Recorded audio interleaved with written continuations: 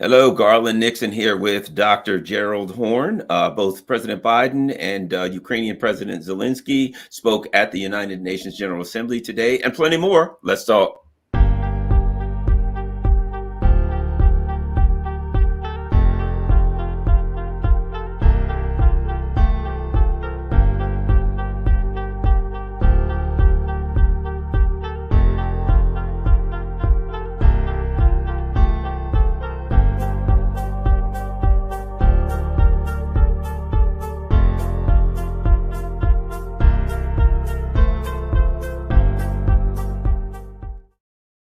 Hello, Garland Nixon here with one of my favorite guests. Dr. Gerald Horne is a professor of history at the University of Texas. He's an author, a historian, a researcher. He's got upwards of 30 books out. And if you could tell, if you could see my books behind me, you'd see Paul Robeson stuff all over the place. My favorite book. What's the name of your Paul Robeson book, Dr. Horne?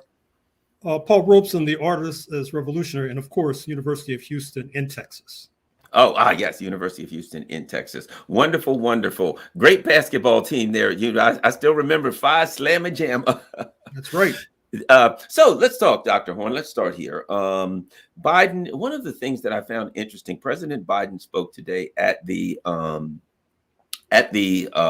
United Nations General Assembly, and I saw a tweet already. The hypocrisy is already being pointed out because he spoke of Ukraine not being carved up and how terrible if it would be if Ukraine was carved up. And people on Twitter are posting various memes and various posts about with the articles about Joe Biden when he said he wanted to carve up Iraq into 3 different pieces. So I think a big part of Joe Biden's speech, a big issue, a dynamic surrounding it is the glaring hypocrisy. That's what stood out to me. But your thoughts on President Biden's speech today at the UN? Well, an analyst with more sympathy for the cognitively challenged, more sympathy than myself, might be sympathetic towards Mr. Biden. I say that because Republicans have just announced the opening of an impeachment inquiry. His son, Hunter, the problem child, is under indictment. Polls suggest that the race is tightening between him and the presumptive GOP challenger, speaking of Mr. Donald J. Trump. And then you look at the international situation. There's not only the glaring hypocrisy with regard to his ill-advised plan to carve Iraq into 3 pieces, which would have worsened an already terrible situation. But it's also the issues that he has inherited in that neighborhood that he's done little or nothing about. I'm speaking of Syria, for example, where not only are there still U.S. forces on the ground in that country, not invited, which of course calls into question how he can complain about other countries supposedly not being invited into a particular territory. But also there's credible evidence to suggest that over the years, the US forces, along with their Turkish ally, have collaborated with those who we were thought were the antagonists of all time, speaking of these so-called religious zealots, al-Nusra, ISIS, etc., in terms of looting and plundering Syrian oil and natural gas, and then selling it through either Iraq or through Turkey. And then, of course, there is the fact that he is contemplating, that is to say, he is looking at an increasingly complex international situation. Recall that his Democratic predecessor, Barack H. Obama, had cautioned against U.S. intervention in Ukraine because Russia maintained, quote, escalatory dominance, unquote. Obviously, that's proven to be the case, which is why this escapade in Ukraine has turned into a quagmire. But in this sense, it's worse than that, because what's happening is that support for the U.S. in this quagmire is rapidly fading. Historically, since the special military operation of February 2022, there have been forces on the left, such as myself, yourself, and many others, who have denounced this proxy war in Ukraine, Of course, there are also potent forces on the right, but we should be clear, when forces on the right object to the Ukrainian escapade, they're largely motivated by what is a keener sense in terms of US imperialist strategic objectives. That is to say, that they recognize that there has been a shift in the global correlation of forces, and that if the United States wants to take on the big enchilada, the People's Republic of China, obviously it makes no strategic sense to be mucking around in Ukraine. And so the forces on the right would prefer to cut a deal with Moscow so that they can focus like a laser beam on China. As best as I can tell, the Democratic Party strategy is to subdue Russia, put Russia in your pocket, and then confront China. But that is a harebrained scheme, given the fact that Russia is a nuclear power, it's a space power, it has allies, such as in China, which recognizes that Russia is a firewall, and therefore it makes all the sense in the world for China to back Russia to a fairly well. One of the reasons why not only is President Putin headed to Beijing in a few weeks, but this week you saw this love fest between Sergei Lavrov, the Russian foreign minister, and Wang Yi, his Chinese counterpart, obviously preparing for this meeting and obviously tightening ever closer relations. And that brings me not only to Mr. Biden's speech at the United Nations, which we've already lanced, I think, sufficiently, but also the speech of his Secretary of State, speaking of Anthony Blinken at Johns Hopkins University. A rather disturbing speech if you look at it on the State Department website, because on the one hand, there is a scintilla of realism insofar as, unlike many other imperialist propagandists, he recognizes that we're in a multipolar world. The unipolar moment following the collapse of the Soviet Union in 1991 has evaporated. However, the conclusion he draws is the same conclusion his supervisor, Mr. Biden, draws, which is that the United States is going to face off against both China and Russia, which goes against the dictum of Henry Kissinger, the centenarian, former US Secretary of State, who said that the key to US triumph in the Cold War was being closer to China and Russia than they were to each other. And that by all means, you should seek to keep these two powers apart. Obviously, what Mr. Biden and Mr. Blinken are seeking to do is drive them together. Now, on the one hand, you can say that Mr. Biden and his team are seeking to make concessions. Of course, they have no choice. So at the G20, they acceded to the African Union, becoming the 21st member, now the G21. He has said rhetorically that he would like to see Brazil and India join the top table of the United Nations, the Security Council. Of course, he would add the poison pill of adding Germany and Japan simultaneously, which is basically a non-starter. But in any event, he's obviously in concession mode. But I'm not sure if these concessions are going to be too little too late, because despite the fact that it received little or no publicity in this country, in the last few days, there's been a very important meeting, speaking of the G77, fundamentally the non-aligned movement led by Cuba, the meeting taking place in Havana, with a very special guest, speaking of the People's Republic of China, with President Lula da Silva of Brazil. Before speaking at the United Nations today, he stopped through Havana and, of course, denounced the blockade against Cuba, demanded that Cuba be removed from the so-called terrorism list. So this is not what the State Department wanted to hear. It is not what Mr. Biden and Mr. Blinken wanted to hear. But I'm afraid to say they're going to have to get used to hearing discordant notes. They may also have to realize that their ambition to rein in the People's Republic of China is a non-starter. You see this with regard to China's continuing advance with regard to the green economy, electric vehicles, a market that they're beginning to dominate, causing a hysterical reaction by Ursula von der Leyen of the European Union. With regard to Huawei, the challenger to Apple, doomed, it was said, by Mr. Trump's attempt to strangle that company. But of course, it's developed new chips that puts it, in a sense, in the passing lane with regard to Apple, which is busily scurrying to reduce its dependence on the Chinese market up to and including production in China, and then having production shift into India.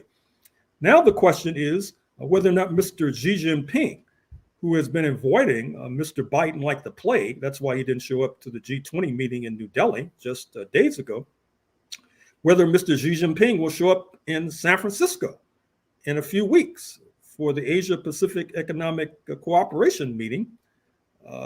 Don't be surprised if he decides to boycott that meeting, because I think China has had it up to its keister with regard to the disrespect that U.S. imperialism displays, as if this were still the 19th century. Let me ask you this, because I certainly agree, agree with you on everything there. I'll be frank with you. President Zelensky, the Ukrainian president, spoke also at the UN today. I started to read it, but as I began to look over it, it was, over the top rhetoric, using words like evil, this evil must be stopped, this genocide, things of that nature, I looked at it and I thought to myself, he didn't write that. He didn't write that. That was written by the U.S. State Department, somebody, Jake Sullivan or whatever. And and I looked at it and I thought, it's not going to have any effect. It seems to me that when I hear the Blinkens and the neocons speak, or I read what Zelensky says, they're always speaking to themselves. When Joe Biden talked about we can't let, the hypocritical comments that he made about not allowing Ukraine to be carved up, I felt like these people speak to themselves in their own little group. And in their own little group, they all write something and they agree and they're like, that's great, that's brilliant, that's wonderful. But when the rest of the world hears it, they just look at it and say, don't these people understand they're making fools out of themselves, and they're using glaringly hypocritical rhetoric. And so I really didn't even finish reading Zelensky's speech because it just seemed like prattle. Anyway, your thoughts?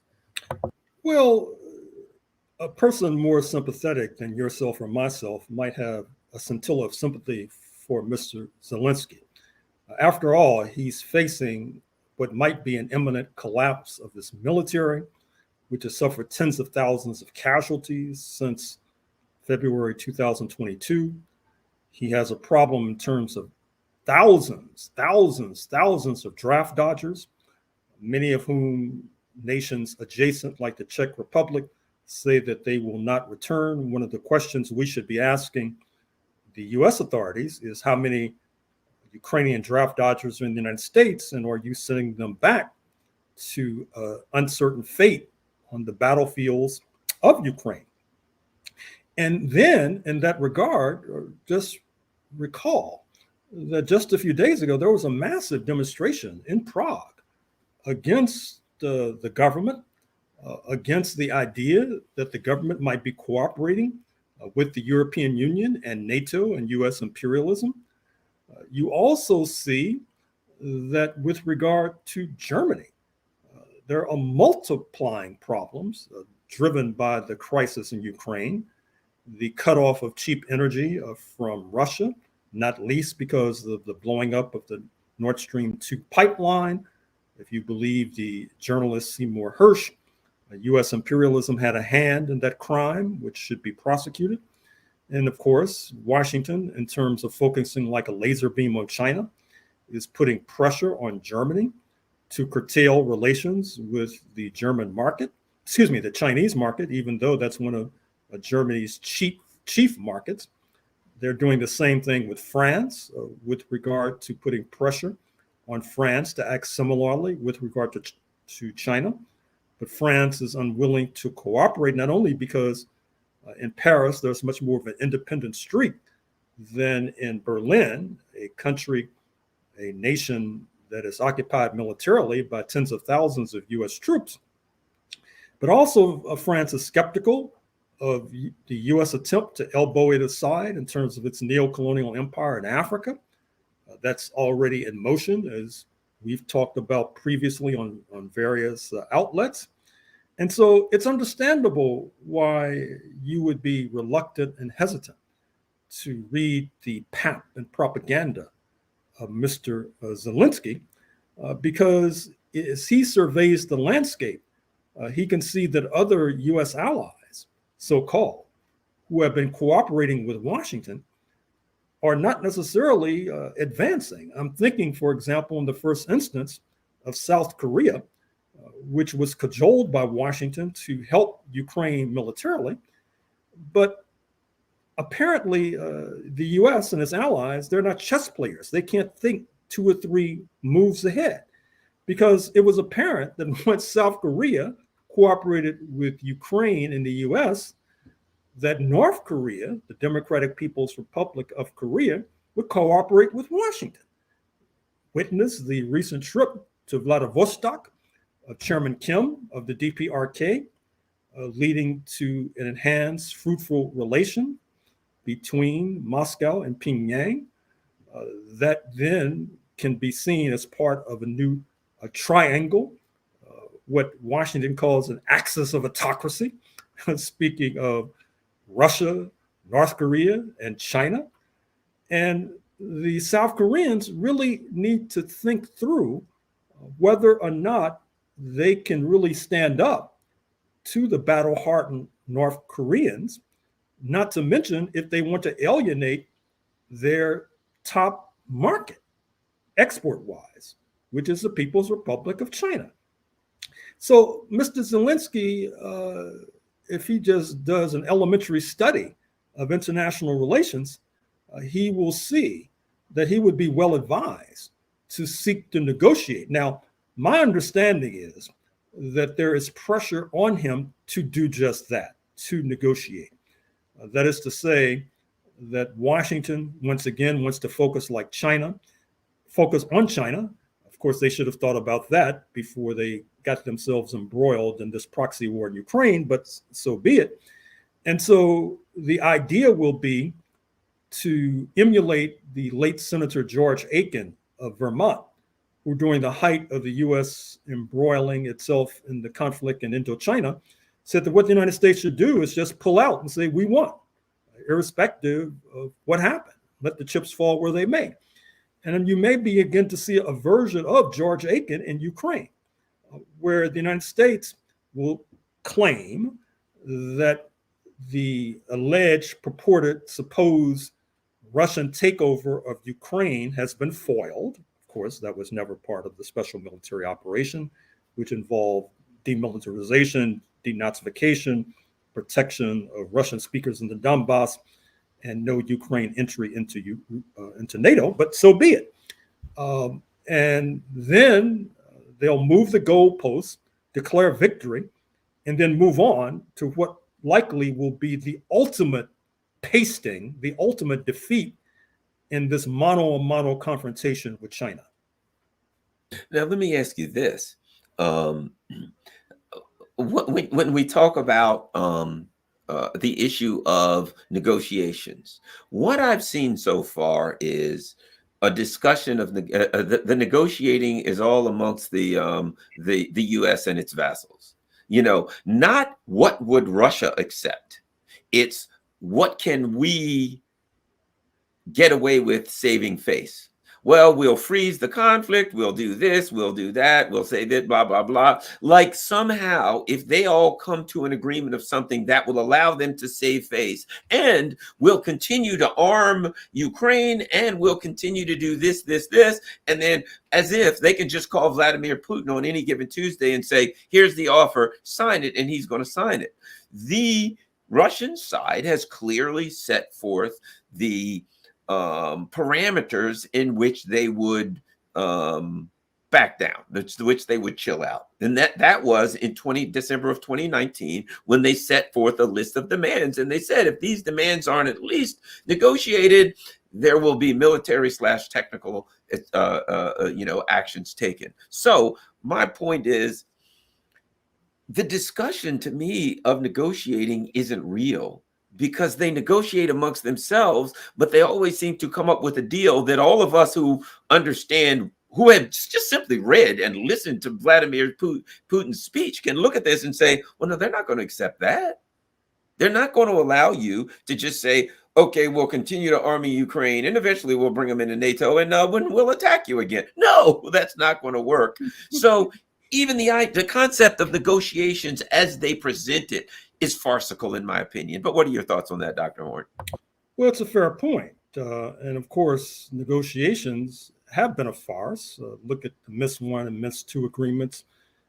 Subsequent press revelations have emerged that Germany in particular and Chancellor Merkel thought that they had played Mr. Putin, that they were not really serious about these negotiations, that they were engaging in protracted talks that would then allow the Ukrainian regime to arm itself to the teeth.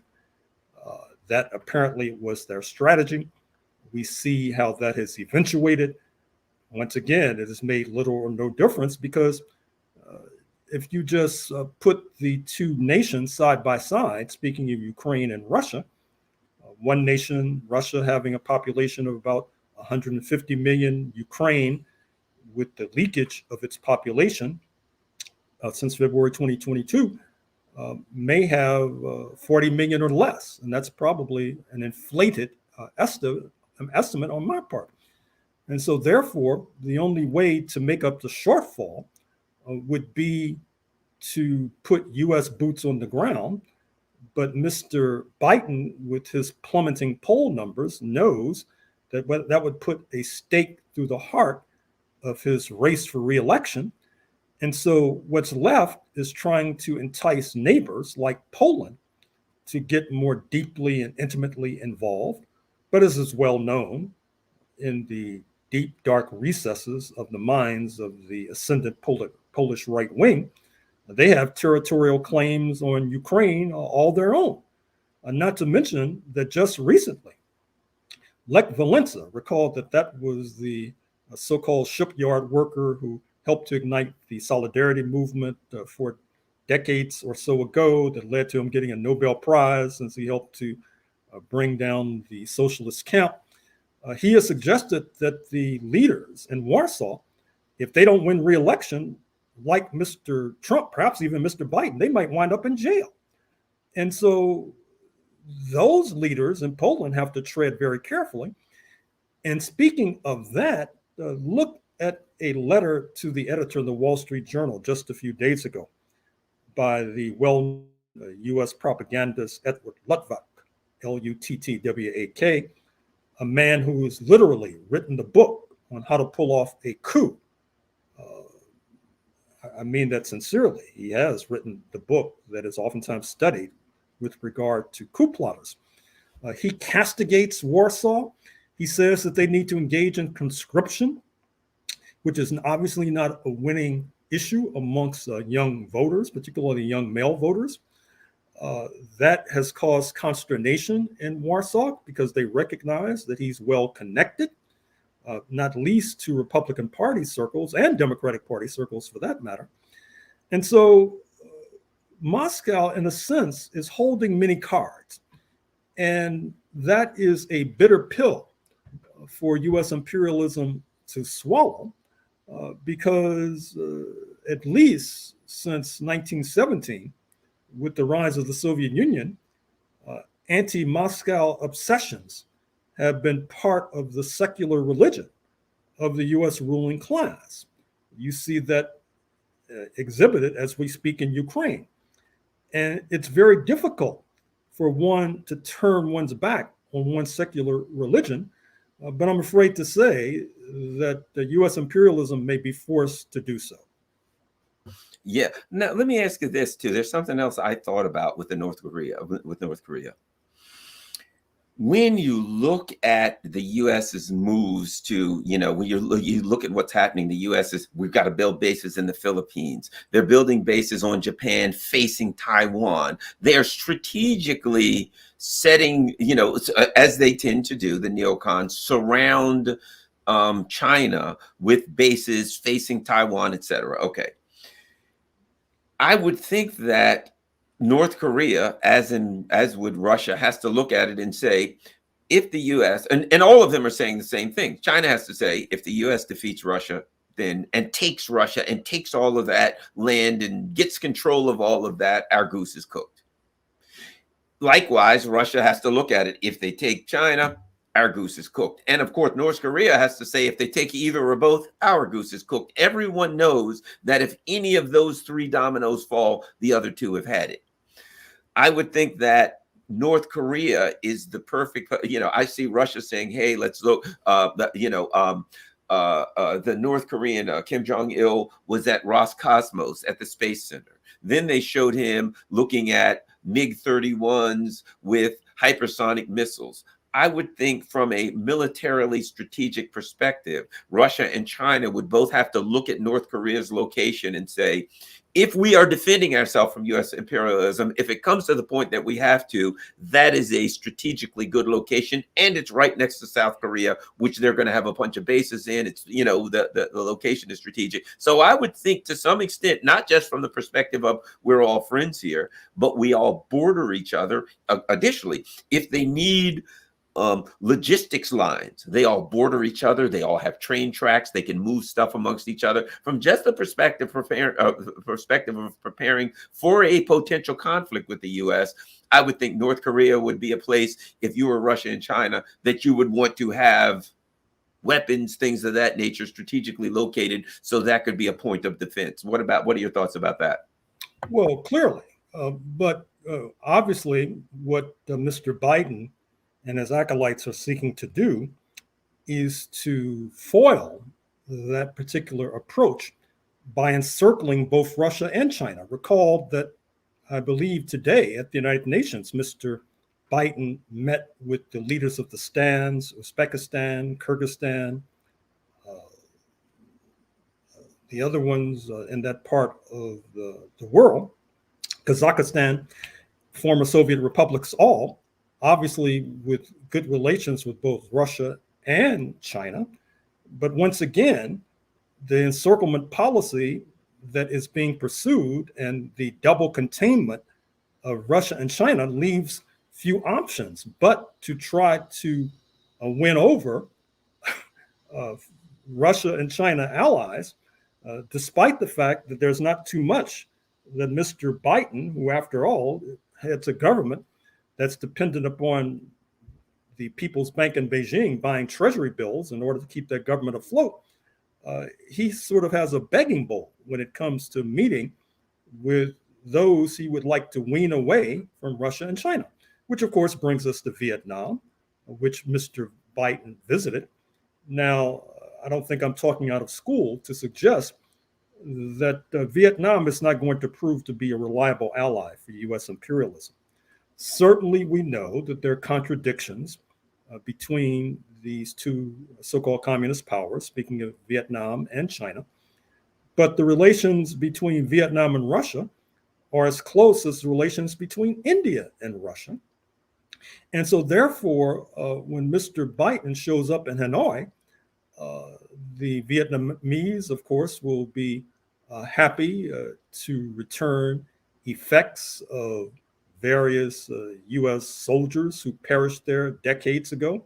And by the way, I found it very curious that few commentators in the corporate media pointed out the glaring contradiction that the United States fought for years in Vietnam, leaving millions of Vietnamese slain and tens of thousands of US nationals, supposedly to prevent this communist so-called menace from advancing from China into Vietnam, when in fact, everybody who studied history knew at the time that was unlikely based upon history.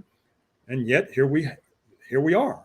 Mr. Biden shows up in Hanoi on this fool's errand, seeking to wean Vietnam away from its allies, that'll be as unsuccessful as the attempt to wean Tajikistan, Kazakhstan, Uzbekistan, Kyrgyzstan away from Russia and China. And then there's the giant of ASEAN, the Association of Southeast Asian Nations. Speaking of Indonesia, it is a growth market of the future. And I should say, likely a future member of BRICS, Brazil, Russia, India, China, South Africa, joined by the six, that is to say, Iran, Saudi Arabia, United Arab Emirates, Egypt, Ethiopia, and Argentina.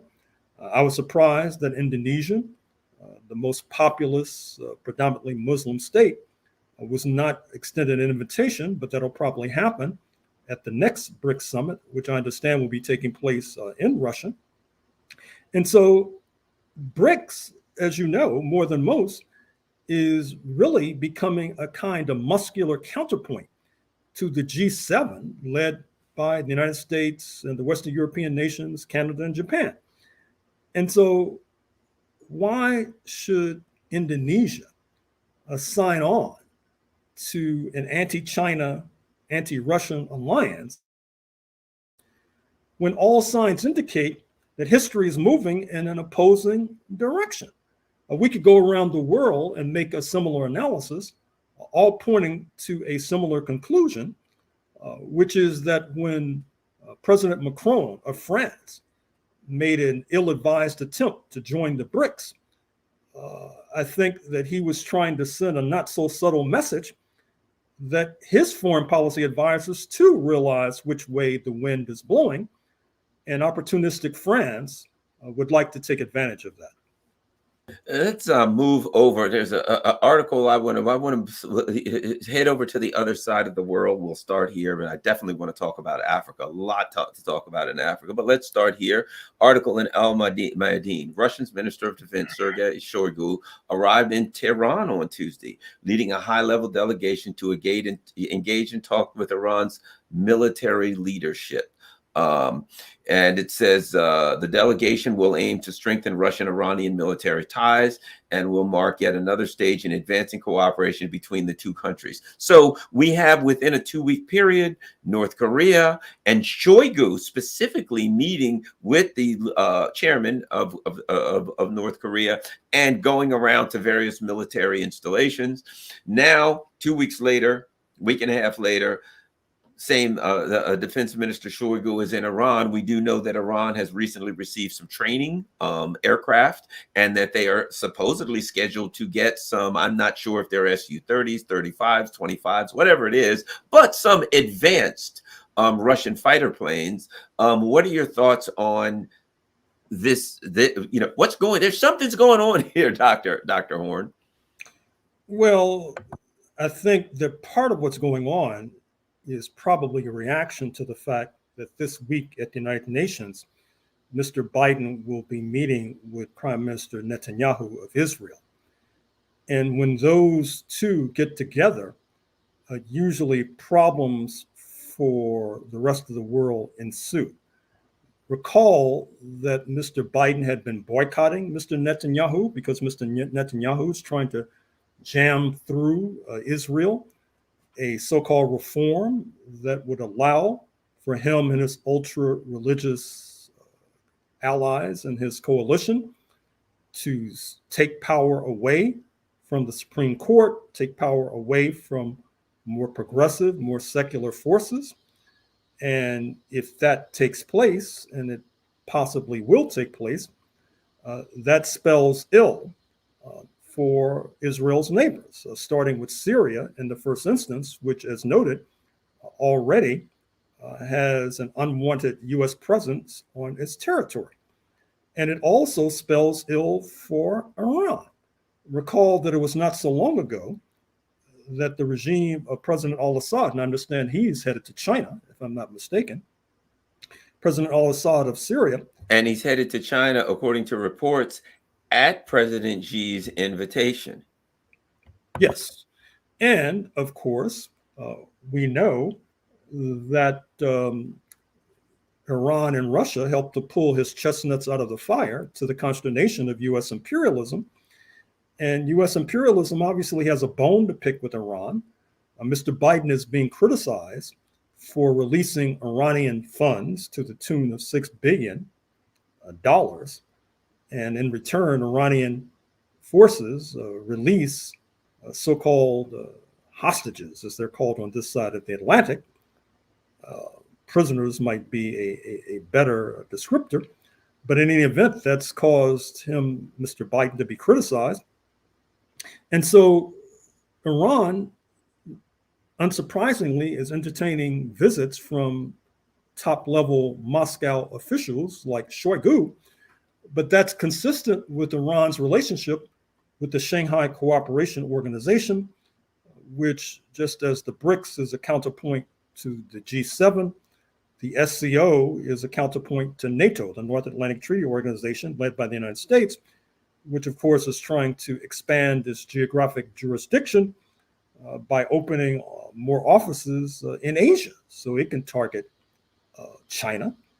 And I think that Iran, which has been cooperating with Russia with regard to this special military operation, is also seeing itself as a possible target in light of this Netanyahu-Biden meeting, since both men and the cliques that they represent would like to see the overturning of the Iranian Revolution. Iran, of course, will do everything in its power to prevent that. Witness this visit of Mr. Shoigu. Africa, an area of the world that you know a lot about, and you've done a lot of good work in Africa. So recently, what do we have? We have a series of coups, mostly, I would argue, popular coups. So still some, one particularly still in question, and others being, we're getting coups and rumors of coups. But an important event happened, I think, and you already know you've got the African Union and ECOWAS, and the ECOWAS, at the almost seemed as though they were going to be the hand of US and French imperialism and step in and attack Niger, Burkina Faso, Mali, Niger, and I would believe Algeria pushed back.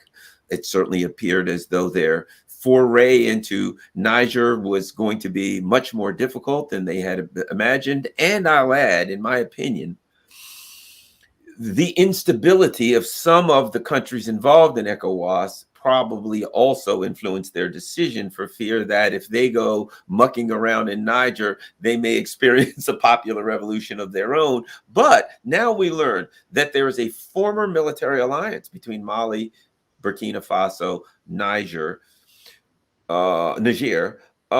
Your thoughts on, is the possibility of a French intervention in the region the same, less? Your thoughts on what's going on now and the importance of that military alliance, and where Algeria seems to be opposed to it, but they won't come out and say that they're going to act militarily. But I understand they've got tanks on the border, a volatile region there, but there seemed like there's some, what I would consider, good revolutionary action going on. Your thoughts, Dr. Horne? Well, we cannot rule out French intervention, I'm afraid to say. Supposedly, there are French forces that are prepositioned in Benin, the western neighbor of Nigeria. Of course, Nigeria would be taking the lead if there were to be an intervention in Niger, with which Nigeria shares a lengthy border. It would be not a cautious maneuver for Abuja to move in that direction, because as a person who monitors periodically Nigerian media, I've noticed that there is widespread opposition to a Nigerian attack on Niger, oftentimes articulated by the powerful Hausa community, which is disproportionately cited alongst the border with Niger. These are their brothers and sisters that they do not want to fight. We also know that Hausas are overrepresented in the Nigerian military. The military has pulled off more coups in Nigeria than I would care to recall. The recently installed Nigerian president, Mr. Tinubu, is already unpopular. By the way, he's in New York this week. Uh, I'm not sure if he'll be able to snag a meeting with Mr. Biden, but certainly it might be advisable for Mr. Biden to accede to such a meeting because it's clear that U.S. imperialism would like to elbow aside French imperialism and supplant it in the Sahel. We already see that there's a U.S. ambassador parachuted recently into Niamey, Niger's capital, as the French ambassador remains under siege. The U.S. military base, a major drone base in that part of Africa, has not been protested as vigorously as the French military base in that part of Niger. So it would be not very wise for France, nor its sock puppet in Abuja, Nigeria, to intervene in Niger. But of course, the fact that we cannot dismiss that possibility out of hand tells us all that we need to know. But speaking of that part of Africa, I would be remiss if I did not point out events in Gabon. That is to say, this oil-rich country of about 3 million, ruled for 56 years by the Bongos, father and son. And it was overthrown, speaking of the regime of Ali Bongo Ndimba. You might have seen the pitiful video of him pleading for help, asking his alleged allies to, quote, make noise, unquote. They didn't make enough noise because General Nguema has now seized the reins of power. But that might be an exemplar of what I was just making reference to, because the new leader in Gabon is a major property holder in Silver Spring, Maryland, and Hyattsville, Maryland, apparently indicative of his closeness to U.S. imperialism, given those are both suburbs of Washington, D.C. And so, once again, this is causing consternation in France. It sees that its neo-colonial empire is disappearing before its very eyes. The question is, will that lead to some sort of rash misjudgment in order to reverse the tides of history? We will do everything in our power to make sure that that does not happen. What about, a few months ago, we were talking about the Horn of Africa. We were talking about, Sudan. We were talking about Eritrea, Ethiopia. Ethiopia, I think, what's quite consequential and surprising to me is that BRICS, there was great discussion amongst the powers. Let's face it, BRICS, Russia, China, and India, and Brazil are the powerhouses in BRICS. And there was a great discussion about who, it seems like, that's the prom queen. That's the girl that everybody wants to date now is BRICS. And they were all begging for a date. And we hear, all the reasoning about how they chose which countries they did. But I was surprised initially to find out that Ethiopia was one of the countries that was accepted into BRICS. But then I rethought the Horn of Africa is a place where U.S. imperialism is on the move, and that may give BRICS a foot. Your thoughts on Ethiopia being accepted into BRICS? Why and what that means, the importance of it. Well, Ethiopia is the second most populous nation in Africa behind Nigeria. It is a diplomatic powerhouse, not only because it is the headquarters of the African Union, recently accepted as a member of the G20, now the G21, but also Ethiopia has historic significance insofar as it was the African nation that was able to foil being colonized, which bespeaks many factors, not least the potency of Ethiopian diplomats. So by adding Ethiopia to the BRICS, what the leaders of that new powerhouse are doing, they're adding diplomatic currency to their potent coalition. Not to mention the fact that by adding Egypt simultaneously, they're seeking to curb the conflicts between Ethiopia and Egypt over this grand Ethiopian Renaissance Dam, that Egypt objects to, saying that it threatens its lifeblood, speaking of the Nile River. Now both are housed within the BRICS, and hopefully that'll provide a forum for discussion. And as noted, Ethiopia is across the Red Sea from Saudi Arabia. Speaking of Saudi Arabia, it too is playing a very cagey game. That is to say, on the one hand, aligning with Russia with regard to oil prices, which have been rising lately. I understand that in Los Angeles now, the price of a gallon of gasoline at the pump is $6 at certain filling stations. Ultimately, those enhanced prices are not only filling the pockets of oil executives in the Lone Star State, speaking of Texas, but some of it is also trickling back into Saudi Arabia as well. Apparently, Saudi Arabia has called off this talk that we had been hearing so much about, that it was going to have some sort of peace deal with Israel in return for concessions to the Palestinians. I don't think that Israel is bent on making any concessions to the Palestinians, so it did not surprise me that that deal would be foiled.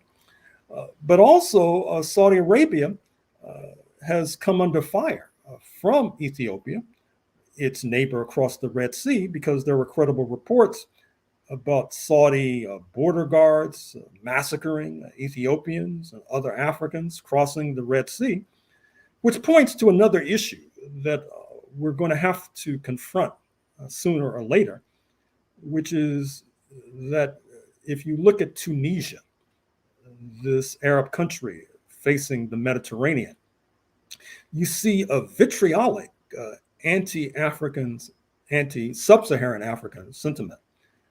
That is to say that the prime minister and the leaders of Tunis are claiming that there's a kind of replacement theory, that there is a conspiracy at play to diminish the Arab population of Tunis in favor of a non-Arab, darker-skinned population. That's led to a reign of terror inflicted against darker-skinned people in Tunis, not unlike the reign of terror that's been inflicted on darker-skinned people in Libya. I would argue that the roots, in part, of these difficulties stem from an unacknowledged reality, which is in that part of Africa, particularly in Cairo. For the longest time, there was a slave market.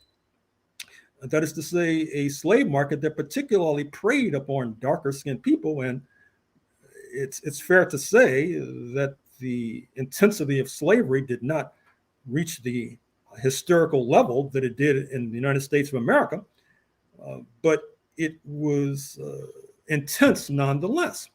And that has complicated relations in Africa, not only between Tunis and its neighbor to the south, but also with regard to Egypt and its neighbors to the south. Recall the rather tactless critique coming out of Cairo of this impending Hollywood film by Jada Pinkett Smith, otherwise sometimes regarded as the better half of the couple that includes Will Smith, the actor, that was dealing with Cleopatra. And she was having a melanin-rich actor play Cleopatra. You would have thought, in terms of the vitriolic denunciation of Jada Pinkett Smith in this movie, that she was having some gorilla or orangutan play Cleopatra, and that's no exaggeration. But so there are many problems to resolve within the African context. And I trust and I hope that with both Egypt and Ethiopia acceding to the BRICS, that will provide a forum for such discussions. And likewise, with Saudi Arabia acceding to the BRICS, that will provide a forum for Ethiopia and Saudis to sort out their difficulties. Well, the Chinese have offered to enter the peace negotiations in Niger, which I'm sure infuriated the French and the Americans. So it's possible that they may enter into some kind of they've shown that their diplomatic chops as far as or their abilities as far as being able to work out peace deals is pretty strong. We got about only 10 minutes or so left.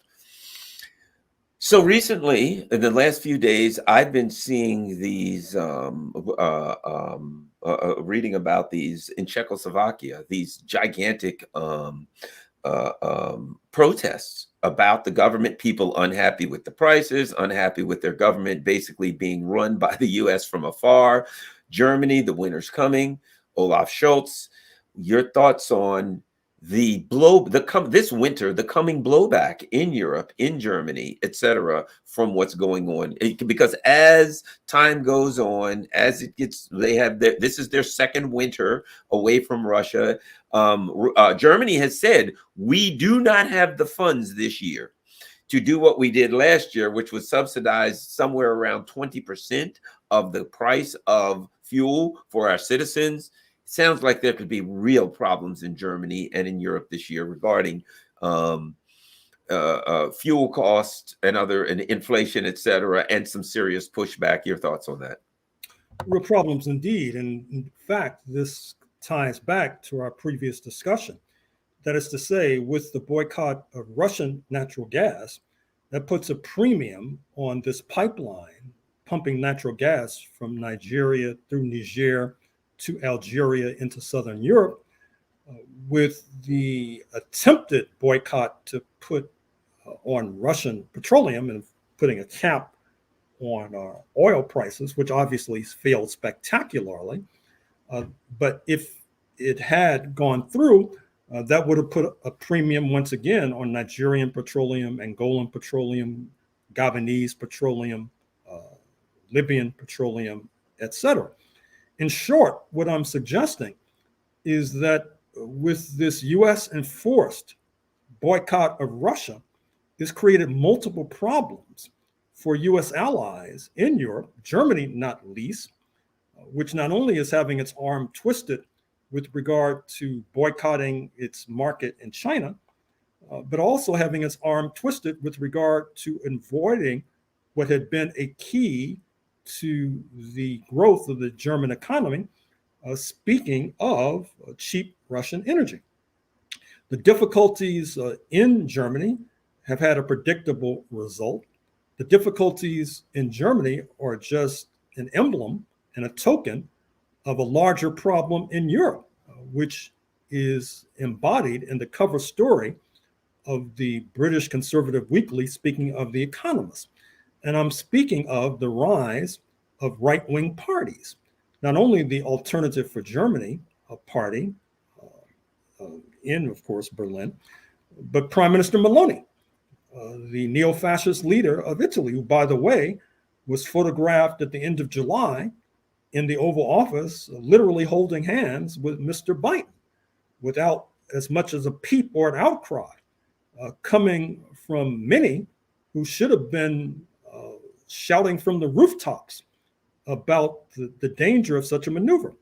If you look at Austria, the Freedom Party, which in a sense kicked off the rise of these right-wing populists even before Mr. Trump, they may be headed back into power sooner rather than later. If you look at Britain, you might say that the Tories are already in power and they're no prize, obviously, when it comes to progressivism. But percolating in the background is an attempt for forces to the right of the Tories, believe it or not, to take advantage of their popularity and perhaps pip at the post the possibility of Labor returning to power by having a right-wing alternative to the Tories. And keep an eye on Nigel Farage, who, as you know, has campaigned for Mr. Trump in Mississippi, of all places, and was the major tribune for this Brexit, this attempt to exit the European Union, which wound up winning at the polls in 2016, but obviously is a major reason for many of the problems in the British economy. In France, Mr. Macron is limited to 2 terms. He has defeated twice in runoffs Madame Le Pen. It's unclear if a new face will be able to replicate the success of Mr. Macron in defeating her neo-fascist party. And so there are many problems that you see percolating in Europe. Uh, I don't necessarily see the rise of these right-wing parties as being good news for the current administration, even though you would not be mistaken to suspect that the current administration has done little to block their ascension to power. And in fact, per my remark about Giorgia Meloni, the neo-fascist leader of Italy, being in the Oval Office, uh, the U.S. administration has provided photo ops and publicities for these right-wing populists and neo-fascist leaders. But as you suggest, the rubber will hit the road this winter when the prices of natural gas will no longer be coming through pipelines to the extent that it once did from Russia. Now, of course, that will cause dancing in the streets in Texas and in Western Louisiana, which sees the ability to pump natural gas from this part of the United States across the Atlantic as being a bonanza of untold riches and wealth. But of course, the United States will not necessarily give a discount to these allies, and in fact, will kick them while they're down, which is the way of the world when it comes to Uncle Sam. Something I want to discuss with you, and that is that the issue of ideology in Europe. Example, and here's what I'm saying, because it gets confusing. It gets. Let me give you an example. In Europe, okay, under Sir Keir Starmer, the Labour Party has exorcised itself of the likes of a Jeremy Corbyn, et cetera. And so now there's, as Ralph Nader would say, a dime's worth of difference between the Tories and Labour. Okay. So what you have is they ran out a Corbyn and a left, right? And Corbyn was the type that would say, hey, I don't think this is a good idea. He would push back against U.S. imperialism, be it in, Israel or be it in wherever, right? He was a voice of some level of reason. Okay. So the U.S., I would still recall Mike Pompeo stating that if it appeared that Jeremy Corbyn was going to win, the U.S. wouldn't wait around for that to happen, implying that they would do what they did to Bernie Sanders here, right? So what you end up with is this. The U.S. imperialism, UK imperialism, crushes any hope of a left populist, right? You have two parties, Labour, the Tories. They're both now, yes, let's spend all of our money on Ukraine and do anything that we're told. And the British people, and what we see now is, interestingly enough, the right-wing parties in Europe tend to be non-interventionalists. It's the right-wing parties that are saying, we don't want to do anything more with this Ukraine. Now, of course, in the interest of Meloni, she said that, but she was lying the whole time. But at any rate, so now the Europeans are sitting there in some countries saying they've destroyed the left. A lot of them, there was a lot of strong left in Europe. U.S. imperialism, UK imperialism has crushed our left. These are the people that would have said, we don't like this Ukraine stuff and we want some independence. They've taken our parties, the Greens, the CDU, the Labour, and the Tories. They've made them all one duopoly. Their options for getting out of that become only the right-wing populism. So the imperialists create a dynamic where the right-wing populists start to look like the best option to some of these people. And I've had some discussions with my friends in Europe who are frustrated by this dynamic, but they say, this is the dynamic that we see. What do you have to say about that? I'm like, well, I don't know. But your thoughts on that, Dr. Horne? Well, certainly the so-called liberals oftentimes create conditions for the rise of right-wing populism. Look at the United States, when you had liberals in the forefront of the Red Scare, which helped to destabilize parties to their left and obviously delivered right-wing ascendancy. The problem with the right-wing ascendancy in Europe, amongst others, that this spells ill for Africans, for example, who are now flooding into Lampedusa, the island off the coast of the Italian toe of the boot. As a matter of fact, the presence of African immigrants is one of the reasons why the neo-fascists were able to come to power. What happens is that in a demagogic fashion, the right-wing populists begin to whip up racist hysteria. And they may, or at least some of them may, be opposed to the Ukraine escapade, just like Mr. Trump is opposed to, at least rhetorically, opposed to the Ukraine escapade. But I dare say that, as with Mr. Trump, what happens is that they want to keep their powder dry for the ultimate confrontation with China. So it's not as if they're presenting some sort of progressive alternative. If anything, they're presenting a more sly alternative, designed to throw dust in the eyes of the populace and to win over the naive. And ultimately, once again, it spells disaster for Black people in particular, of which there has been a considerable growth in our numbers in Western Europe in recent years and the recent decade. So what I see is a dynamic wherein the liberal class and their liberal interventionists destabilize the country, Middle East, Africa, overthrow Libya. The destabilization creates refugees. The refugees pour into Europe. Then the right wing is angry because they're refugees, and they push back against the refugees. And I mean, it's just a terrible, I see no answer. The liberals create the refugees. The right wings are angry about the refugees. But oftentimes, though, the right wing gets mad at the refugees, but it doesn't get angry it doesn't bring up that the liberals are the liberal interventionists are creating this by destabilizing. A perfect example here. We'll be gone in a second here, but I got to bring this up. Donald Trump. So Donald Trump says, look, if I were in power, then we wouldn't be buying oil from Venezuela. Venezuela would fall and we'd have that oil for free, right? Okay. There's 30 million people in Venezuela.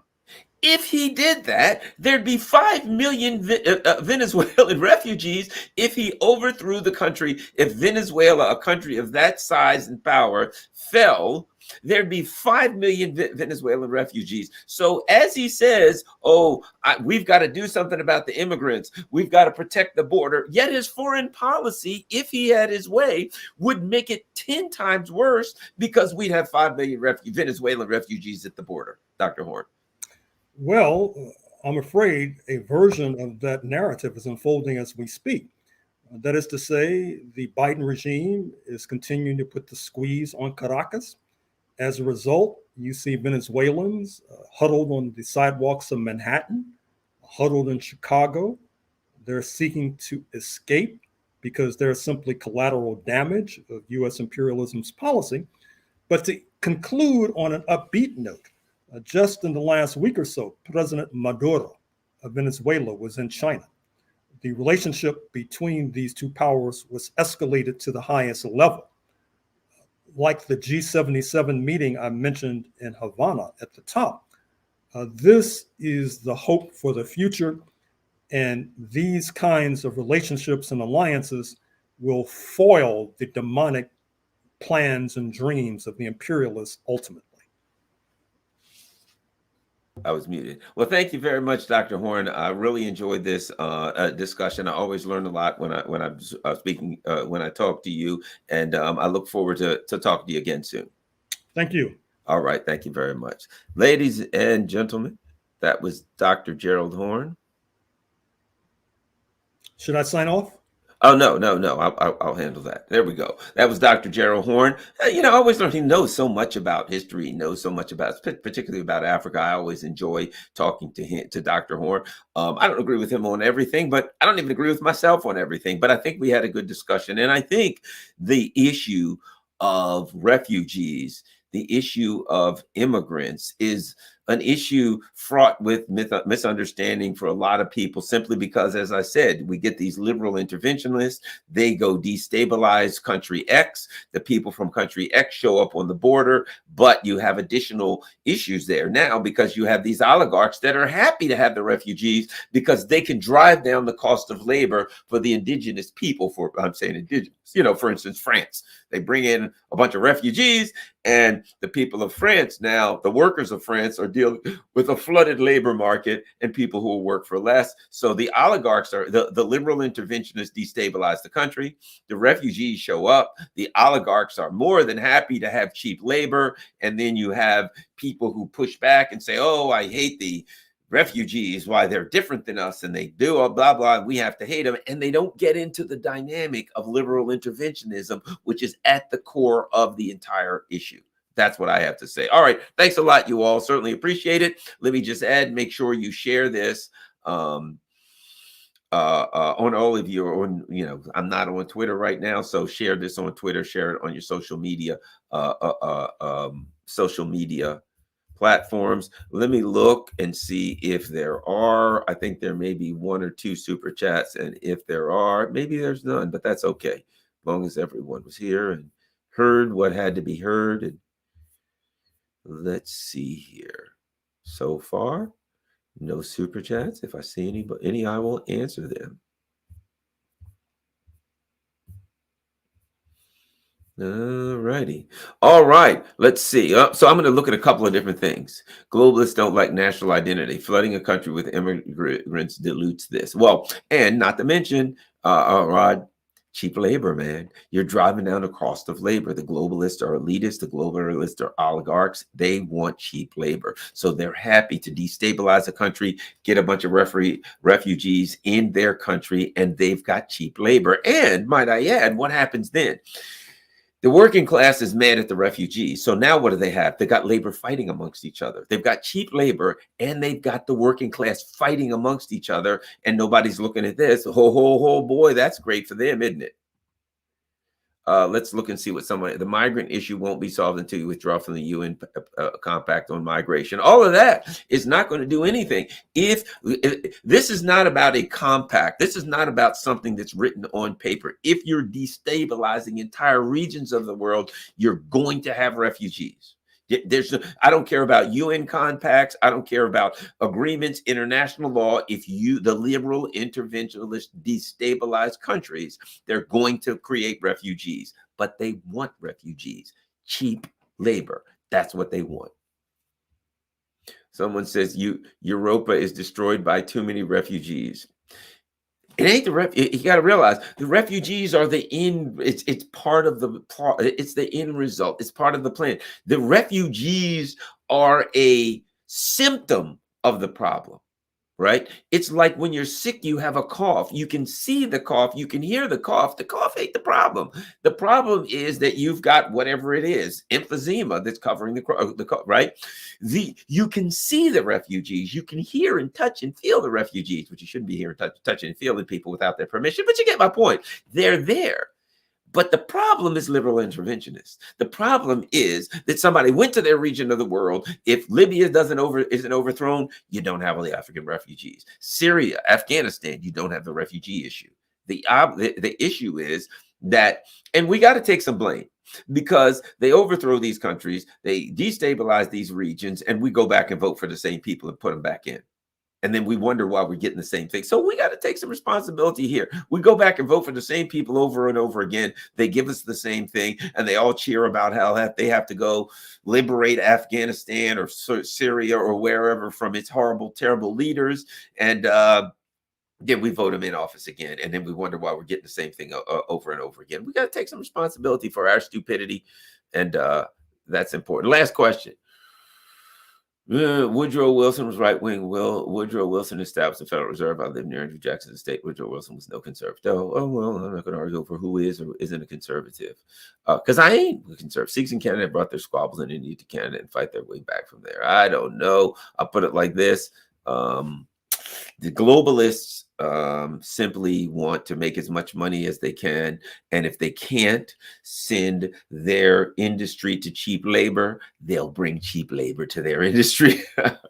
All right. Annalena Baerbock went to Russia, disrespected Lavrov, refused to shake his hand. Russia didn't do anything. Why Russia's so afraid of the West? Russia's not afraid of the West. I don't think they give a crap about her. She's just about as sharp as a furry marble. If you don't want immigrants from Iraq, don't destroy their country. If you destroy my house, I'll come to yours. That's the bottom line. That's the bottom line.